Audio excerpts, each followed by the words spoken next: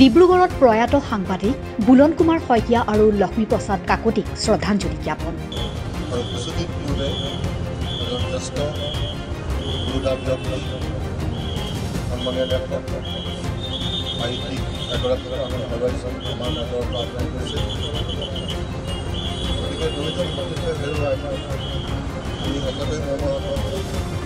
ডিব্ৰুগড় জিলা সাংবাদিক সন্থা আৰু বৃহত্তৰ ডিব্ৰুগড় প্ৰেছ ক্লাবৰ উদ্যোগত ডিব্ৰুগড় চহৰৰ থানা চাৰিআলিত প্ৰয়াত দুইগৰাকী জ্যেষ্ঠ সাংবাদিকক শ্ৰদ্ধাঞ্জলি অৰ্পণ কৰে ডিব্ৰুগড় ভিন্ন স্থানত কৰ্মৰত বৈদ্যুতিক আৰু ছপা মাধ্যমৰ সংবাদকৰ্মীসকলৰ লগত বহু সংখ্যক জ্যেষ্ঠ ব্যক্তিয়ে।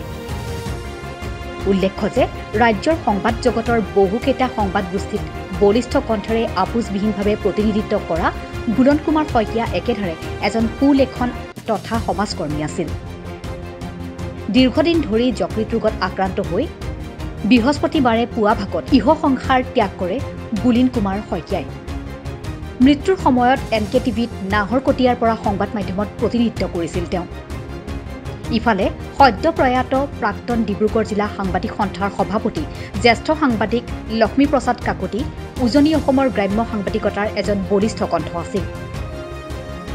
ডিব্ৰুগড় থানা চাৰিআলিত বৃহত্তৰ ডিব্ৰুগড় প্ৰেছ ক্লাব জিলা সাংবাদিক সন্থাৰ লগতে ভিন্ন জাতীয় দল সংগঠনৰ প্ৰতিনিধিয়ে দুয়োগৰাকী জ্যেষ্ঠ সাংবাদিকৰ প্ৰতিচ্ছবিত বন্তি প্ৰজ্বলন কৰাৰ লগতে পুষ্প অৰ্পণ আৰু গভীৰ শ্ৰদ্ধাঞ্জলি নিবেদন কৰে। বুলন শইকীয়া বুলি ক'লে আমাৰ ৰাজ্যখনৰ সংবাদ মাধ্যমৰ সৈতে জড়িত থকা এতিয়া প্ৰতিজন ব্যক্তিয়ে চিনি পায়। বুলন শইকীয়াৰ যি বলিষ্ঠ যি কলম সেই তাৰ কথা সকলোৱে জানে।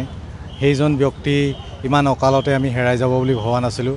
আজি এটা সমাজৰ হকে ৰাইজৰ স্বাৰ্থত নিৰ্ভীকভাৱে চলাই থকা এটা কলম স্তব্ধ হ'ল। কেৱল কলমেই স্তব্ধ হোৱা নাই, জাতিটোৰ হকে মাত মাতি থকা এজন ব্যক্তি আমাৰ মাজৰ পৰা নাইকিয়া হ'ল। আমি এজন ভাল সতীৰ্থ হেৰুৱালোঁ।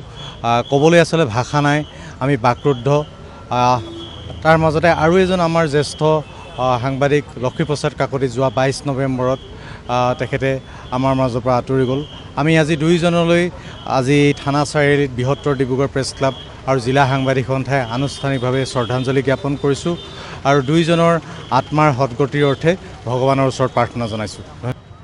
হয়, স্বাভাৱিকতে আচলতে দীৰ্ঘদিন তেওঁ দীঘলীয়া সময় অসমীয়া সমাজ জীৱনৰ কাৰণে বলিষ্ঠভাৱে তেখেতৰ যি পদক্ষেপ আছিল, কলমৰ জৰিয়তে যি তেওঁৰ আচলতে ক্ষুদ্ধাৰ বিভিন্ন পক্ষক তেওঁ যি আচলতে সত্যনিষ্ঠ সততাৰে তেওঁ যি কলমৰ জৰিয়তে যি সমাজলৈ সেৱা আগবঢ়াইছিল, এয়া আচলতে আজি প্ৰতিফলিত হৈছে। আমাৰ মাজত আজি বুলন শইকীয়া নাই, গতিকে আমি বাকৰুদ্ধ, আমি মৰ্মাহত খুবেই। কিন্তু আজি আপুনি দেখিছে যে বুলন কুমাৰ শইকীয়া ডাঙৰীয়াৰ প্ৰতি শ্ৰদ্ধাঞ্জলি জনাবৰ কাৰণে অকল ডিব্ৰুগড়ৰে নহয়, সমগ্ৰ অসমৰ সাংবাদিকতাৰ লগতে বিভিন্ন ক্ষেত্ৰত জড়িত সমাজ জীৱনৰ বিভিন্ন ক্ষেত্ৰৰ সৈতে জড়িত সকলো আচলতে ওলাই অহা পৰিলক্ষিত হৈছে। গতিকে ইয়াৰ পৰাই প্ৰমাণ হয় যে বুলন কুমাৰ শইকীয়াৰ যি আচলতে সাংবাদিকতাৰ জৰিয়তে তেওঁ সমাজলৈ আগবঢ়োৱা যি অৱদান, এই অৱদান কিন্তু চিৰদিন আমি সকলোৱে কিন্তু মনত ৰাখিম।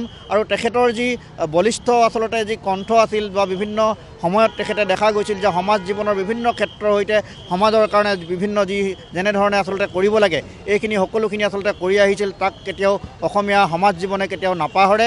আৰু এনে এগৰাকী মহান যি সাংবাদিকৰ যি বলিষ্ঠ সাংবাদিকক যি আচলতে হেৰুৱাই আজি সমগ্ৰ অকল সাংবাদিকসকলেই নহয়, অসমীয়া সমাজ জীৱনৰ কাৰণে এক অপূৰণীয় ক্ষতি বুলি আচলতে বিবেচিত হৈছে। যে আজি আমাৰ মাজত নাই, কথা বিশ্বাস হোৱা নাই আৰু অজি দুখ লাগিছে, আমি মৰ্মাহত হৈছোঁ। আৰু বুলনৰ নিচিনা এগৰাকী বলিষ্ঠ সাংবাদিক আমি কেতিয়াও পাহৰিব নোৱাৰোঁ। আচলতে তেওঁৰ যি হেৰি আছে ইয়াতে সাংবাদিকৰ ক্ষেত্ৰত, গতিকে মই আজি এই তেওঁৰ অকাল বিয়োগত গভীৰ শ্ৰদ্ধাঞ্জলি ব্যক্ত কৰিছোঁ আৰু বিদেহী আত্মাৰ শান্তি কামনা কৰিছোঁ। ডিব্ৰুগড়ৰ পৰা দীপিকা বৰুৱাৰ ৰিপৰ্ট, ৰিপাব্লিক নিউজ।